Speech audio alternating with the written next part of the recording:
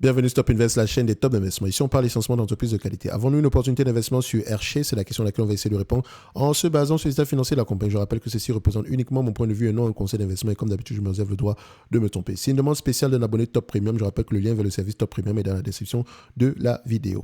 Alors, Hershey, on en a parlé plusieurs fois. Enfin, je pense une fois. Et pour moi, l'entreprise était surévaluée. Aujourd'hui, le marché nous présente un prix plus intéressant que précédemment. La patience finit toujours par payer. Ceux qui achètent les compagnies ici uniquement parce que les dividendes augmentent ou bien parce que c'est un dividende aristocrate ou je ne sais pas trop quoi, c'est pas comme ça que ça marche. Aujourd'hui, nous, on veut dépenser le moins possible pour avoir le plus pour gagner en termes... Enfin, on veut dépenser le moins d'argent possible pour avoir le maximum d'actions possible. OK? Ici, sur Hershey, on va aller très rapidement. Sachez que c'est une entreprise en pleine transformation. J'ai pris la peine de lire quelques lignes ici au niveau des rapports financiers. C'est un business qui est en train de changer complètement. Elle ne veut pas juste être elle ne veut plus être juste une confiserie lambda. Elle veut également s'orienter vers le domaine ici du snacking, donc avec des produits salés, un peu à la frite-au-lait, d'accord? Donc, elle est en train de développer ce segment d'activité-là. Ça semble bien se comporter en date d'aujourd'hui. Maintenant, par rapport à la baisse actuelle, je pense que c'est peut-être quelque chose ici aux alentours. Tout ce qui concerne ici les... Comment on appelle ça? La crainte ici des produits comme le Ozempic, les machins. Vous rappelez, hein, on vous avait dit que vu que les gens prenaient ces produits-là pour maigrir, ils avaient tendance à moins consommer des produits qui n'étaient pas, entre parenthèses, de la junk food. Enfin, je ne dirais pas junk food, mais voilà. Des produits ici qui... comment on appelle encore ça? Bref, on va dire des produits comme ceux de Hershey. OK? Est-ce que je pense que c'est durable? Je dirais non, ça je pense que c'est juste une crainte spontanée. Enfin, c'est juste une crainte à court terme ici. Hein. Ça ne va pas. Ces entreprises ont déjà vu plus que ça. Certains également disent que ouais, non, c'est parce qu'un TikToker a lancé sa marque de chocolat, ça marche très très bien. C'est méconnaître comment ces business y fonctionnent. En fait, est-ce que vous savez que Hershey, c'est pas trop... La marque est importante, mais le plus important, c'est le réseau de distribution. D'accord? Vous pouvez prendre l'exemple ici de Celsius et de Pepsi. Quand Celsius a eu son partenariat avec Pepsi, c'est à ce moment-là que les revenus ont plus que explosé. Oui, elle avait déjà une croissance, mais avec le partenariat de Pepsi, avec Pepsi, donc avec le réseau de distribution de Pepsi, il y a eu une explosion littéralement. Donc Hershey a un réseau de distribution énorme. Sans compter le pouvoir de la marque, etc. N'oubliez pas également qu'en période de fête, on offre énormément de chocolat. Donc, elle va avoir tendance à faire de bons chiffres cette période-ci. OK? Donc, quand on lit les rapports financiers, il n'y a pas vraiment de crainte à l'horizon pour cette compagnie. Hein. On s'attend même à des bénéfices très élevés dans le futur. OK? Donc, pour moi, ici, la variation actuelle est juste une exagération. Vous avez donc la possibilité aujourd'hui d'acquérir une compagnie intéressante comme Hershey. D'accord? À un prix, disons, je ne dirais pas que c'est un prix cadeau. Hein. On peut se dire ici qu'on va le faire l'évaluation. Je finis mon bavardage inutile. Enfin, pour ceux qui disent souvent que le plus important, c'est d'avoir la valorisation. Mais en fait, la valo, c'est bien, mais c'est quelque chose qu'on peut faire très rapidement. Le plus important ici, c'est que fait l'entreprise? Est-ce qu'elle a les moyens d'augmenter les prix? Si la situation actuelle, le problème actuel, s'il y en a un, est-ce qu'il est durable? Ou il est temporaire? Sur le niveau d'Hershey, par rapport à mes lectures, je n'ai pas encore écouté les conférences call. Les petites heures que j'ai passées sur la compagnie me permettent de penser, me poussent à penser le marché exagère par rapport au prix actuel. Mais attention, quand je dis le marché exagère, je pense qu'à $236 comme précédemment, on avait déjà un prix assez élevé. Donc peut-être que c'est juste un retour à la normale. Et n'oubliez jamais, il y a des gens qui pensent que acheter une compagnie ici à 30 fois les bénéfices, c'est normal. C'est normal? Je n'en sais rien. Tout dépend de la croissance future. Or, la croissance ici, elle n'est pas énorme non plus. OK? Donc, il faut faire attention.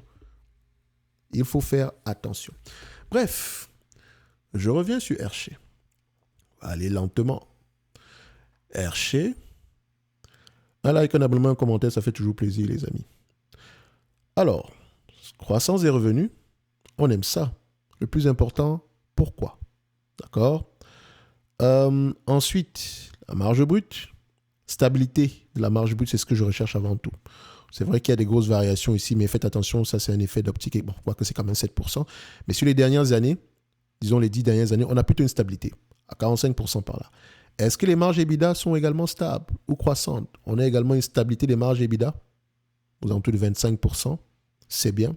Donc, on voit ici que ce n'est pas le pricing power. Je ne dirais pas qu'il n'est pas utilisé, mais voilà. Je pense qu'ici, l'entreprise est de plus en plus efficiente, surtout sur les dernières années. Les marges brutes sont stables et les marges EBITDA augmentent de plus en plus. Ce qui veut dire qu'on a une efficience du business ici, quelque part. C'est une bonne chose. Le nombre d'actions, est-ce qu'il augmente ou diminue? Il diminue. J'adore ça. Vous remarquez que les entreprises extraordinaires ont toujours un nombre d'actions qui diminue. Hein? Bon, sauf les rates, ça fait partie de leur business. Ce sont des animaux. Enfin, on dit des animaux. Je voulais dire que c'est un animal différent. Une rate est un animal différent. Donc, on va dire que c'est un type d'entreprise, c'est assez différent. Il faut l'analyser d'une certaine façon. L'augmentation du nombre d'actions n'est forcément pas mauvais. Mais ici, du point de vue net income free cash flow, est-ce qu'on a la même tendance? Augmentation des bénéfices. Est-ce que les bénéfices nets et les free cash flow vont dans le même sens? Oui. Les compagnies extraordinaires ont tendance à avoir des bénéfices nets et des free cash flow qui vont dans le même sens, qui parlent le même langage. Comme vous voyez, quand il y a une différence entre les deux, posez-vous les bonnes questions. D'accord? Surtout quand les free cash flow sont moins élevés que les net income. Quand c'est plus élevé, on aime ça. Mais il faut toujours demander d'où est-ce que ça provient. Ici, on voit que Herchem a des free cash flow légèrement plus élevés que les net income. OK? Le nombre d'actions diminue. La dette nette sur EBITDA, 1,6 fois les EBITDA. La dette nette en termes de volume, qu'est-ce que nous avons ici? 4,76. Par rapport quand on prend les bénéfices nets ici en moyenne, on a à peu près 1,9 milliard, disons même peut-être 2 milliards, donc on peut repayer la dette nette ici en moins de 3 ans. C'est une bonne chose. Donc, du point de vue marge nette des bénéfices nets ici, vu que les prix cash flow et net income parlent le même langage, on a des marges nettes qui augmentent de plus en plus. C'est pas que c'est le pricing power, mais je pense que c'est l'efficience. Le business est de plus en plus efficient. Donc, tout revenu supplémentaire ici n'entraîne pas forcément des dépenses supplémentaires. Donc, ça descend directement au niveau des bénéfices nets. C'est ce que ça veut dire. Le pricing power, si les prix augmentent, enfin, je ne dis pas que les prix n'augmentent pas, hein. Faites attention. Parce que c'est même... Et attention, je suis manqué de faire une erreur monumentale. Attention. Vous allez voir ici que les prix augmentent des produits vendus par Hershey. Surveillez l'évolution des volumes. OK? Surveillez l'évolution des volumes. Maintenant, ils ont une stratégie, c'est du genre, c'est de vendre un produit au même prix, mais avec des quantités moins élevées. Donc, avant, on vendait 100 grammes de chocolat à 1 $. Maintenant, on vous vend 70 grammes de chocolat à 1 $. Vous avez l'impression d'avoir ici, vous avez l'impression que le prix n'a pas changé, mais les quantités vendues, en tout cas sur le même produit à 1 $ ici, ont diminué. Ça permet à l'entreprise de faire des marges plus élevées. D'accord? Donc, faites attention. C'est également une stratégie d'augmentation des prix. Donc, ici, elle augmente les prix ici. Donc, elle a un pricing power. Ne pensez pas le contraire. C'est peut-être pour ça que les revenus augmentent. Donc, il faut également surveiller l'évolution des volumes. Du point de vue PER ici, le marché a tendance à payer combien de fois les bénéfices pour ce business? On regarde, on prend la médiane. Ici, le marché a tendance à payer 25 fois les bénéfices sur les 12 derniers mois. OK? Je sais déjà que le plafond sera aux alentours de 25. Ceux qui ont payé 40 fois les bénéfices, je ne sais pas ce que vous avez vu dessus, mais c'est 25 sans plus. Maintenant, si on prend les 12 prochains mois, en incluant la croissance des bénéfices nets futurs ici, on est à 21 fois les bénéfices. Donc mon maximum sera 25, mon minimum sera 20. Celui qui veut prendre 21 également aura raison. Moi, j'aime souvent réfléchir de 5 en 5. D'accord? Et il faut toujours penser du point de vue rendement. 25 fois les bénéfices, c'est 4% de rendement. 20 fois les bénéfices, c'est 5% de rendement. Si vous achetez une entreprise ici à 20 fois les loyers, d'accord, vous êtes en train de payer 5%. Vous êtes en train de demander un rendement de 5%. N'oubliez pas. 20 fois les bénéfices, c'est le minimum. 25 fois, c'est le maximum. On va faire une valorisation avec ça. Commençons par 20 fois les bénéfices. 20 fois les bénéfices ici, ça fait à peu près 213 $, 214 $. C'est un business prévisible. Les analystes ont tendance à faire de bonnes prévisions ici. OK? Donc, à 20 fois les bénéfices par rapport aux bénéfices nets attendus en 2025, c'est 214 $. J'arrondis. Moi, la dette nette actuelle, ici, 214 $.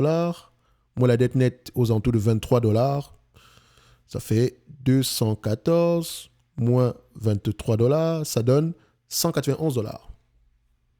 OK? Par rapport au prix actuel, on se dira, c'est correctement évalué. À 20 fois les bénéfices. Dette inclus. 25 fois les bénéfices, on avait à peu près combien? À 25 fois les bénéfices, on a 10,70 $ multiplié par 25, moins la dette nette. Et ici, il faut vérifier une chose. N'oubliez pas que les free cash flow ont tendance à être plus élevés que les net income. Donc, 25 moins la dette nette à 23 $. 23, ça donne ici à peu près 244 $ l'action. Par rapport au prix actuel, on se dira qu'on est légèrement sous-évalué. Donc, en conclusion, le prix actuel est intéressant. Celui qui paye du RC en date d'aujourd'hui ne surpaye pas, mais également pourrait bénéficier de toute croissance future. Croissance des marges, croissance des volumes, croissance des revenus. OK? Donc, au prix actuel, on ne surpaye pas pour du RC. Ce n'est pas également une opportunité waouh, mais si on aime la qualité, si on recherche essentiellement la qualité, c'est un business qui pourrait être intéressant à avoir en portefeuille en date d'aujourd'hui au prix actuel. Est-ce que l'estimation des analystes augmente ou diminue par rapport au mois précédent? On a une légère diminution. D'accord? Mais au-delà de 2025, est-ce que les analystes attendent une croissance des bénéfices? Oui, de 8,21%. À 25 fois les bénéfices, admettons que le marché ne prend pas en considération la dette, et c'est fort possible ici pour cette compagnie. Donc, on peut s'attendre à du 271 $ maximum. Grand max. OK? Par rapport au prix actuel à 25 fois les bénéfices. Ah non, ça c'est 20 fois les bénéfices, excusez-moi. Je vais mettre ça ici à 25. J'exagère, hein, donc je prends déjà la version optimiste ici. Donc, 1 jusqu'ici, ça fait à peu près combien? 25 fois les bénéfices. Là, on a à peu près une croissance moyenne de 13% sans prendre en considération l'augmentation des dividendes. Enfin, le rachat d'actions avec les dividendes ici. Sans dividendes réinvestis plutôt. Avec dividendes réinvestis, c'est 14,84%. Bref, au prix actuel, c'est intéressant. Toute croissance des multiples au-delà de 20 fois les bénéfices, c'est bien. D'accord? Toute augmentation des marges, parfait. Toute croissance des revenus, parfait. Toute croissance des volumes, parfait. Donc, au prix actuel, pour Hershey, je dirais que c'est le genre d'entreprise qu'on pourrait surpayer. Et on s'entend qu'on ne surpaye pas en date d'aujourd'hui. Donc, Hershey pourrait être une entreprise à commencer à accumuler en date d'aujourd'hui. Maintenant, tout va se jouer au niveau de la pondération en portefeuille, etc. Si vous voulez mon avis, si je venais à acheter du Hershey, il y a de grandes chances que je garde cette compagnie aux alentours de 3% de mon capital, 3% de mon capital en date d'aujourd'hui. Mais si elle vient me chercher aux alentours ici des 160 $, je pourrais rajouter le 2% supplémentaire. D'accord? Donc, maintenant, lisez les rapports financiers, écoutez les conférences calls et faites-vous vos propres avis. D'accord? Ça, c'est le point de vue quantitatif. On a un peu parlé de qualitatif par rapport à ce que j'ai lu ici. Je donne une idée générale. OK? Mais ça demande encore de la lecture. Moi, je n'ai pas terminé mes recherches sur le sujet. OK? J'ai encore des conférences calls à écouter. Donc, n'oubliez pas, en lien dans la description de la vidéo, vous avez la Top Newsletter ainsi que le service Top Premium où vous pouvez demander ici des analyses quantitatives, recevoir les notes d'analyse sur les entreprises qui, moi, me semblent sous-évaluées, ainsi que les notes de suivi des entreprises précédemment mentionnées. Attention, je ne promets aucun rendement. C'est-à-dire que si je présente une entreprise comme Hershey qualitativement après la lecture et l'écoute des conférences calls, vous lisez vous également les rapports financiers. Si vous avez des questions, on est là pour y répondre. En situation pareille, si j'avais proposé du Hershey et quelqu'un venait me dire « Oui, mais pourquoi est-ce que le prix baisse ?» Attention, on s'entend que si je propose, c'est parce que l'entreprise est déjà sous-évaluée. Donc, on pourrait aller vérifier ici quelle est la raison derrière, etc. et essayer de voir si la thèse d'investissement de départ est toujours d'actualité. Vous avez également accès à la watchlist et à la communauté privée. Et dans la Top Newsletter, je partage des notes d'analyse concernant ici, des notes d'analyse sectorielles. OK? Donc, un like, un abonnement, un commentaire, ça fait toujours plaisir. Et après, si on n'a pas, c'est pas plus grave non plus. Le plus important ici, c'est que vous alliez lire les rapports financiers sur Hershey parce que je pense que c'est un business qui pourrait être intéressant au prix actuel. Merci.